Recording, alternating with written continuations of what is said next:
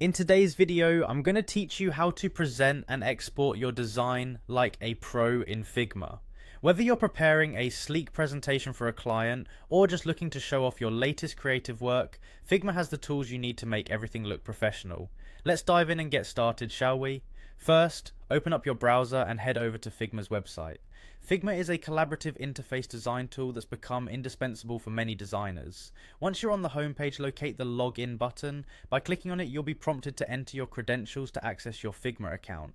If you're new to Figma, you might need to sign up first, but for those of you who have an account, just go ahead and log right in. Upon logging in, you'll be taken to your Figma home. Here is where you see a collection of your recent files and projects. It's your central hub, and from here, navigate to the specific design project you want to work on. Find and click on the Design tab.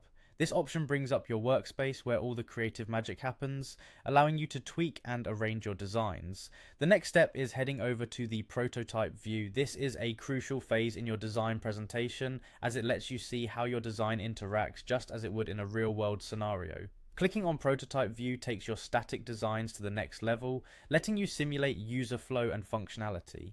With your prototype in view, it's time to activate preview mode. This feature enables you to see your design like a user would, making it an essential step in refining your presentation.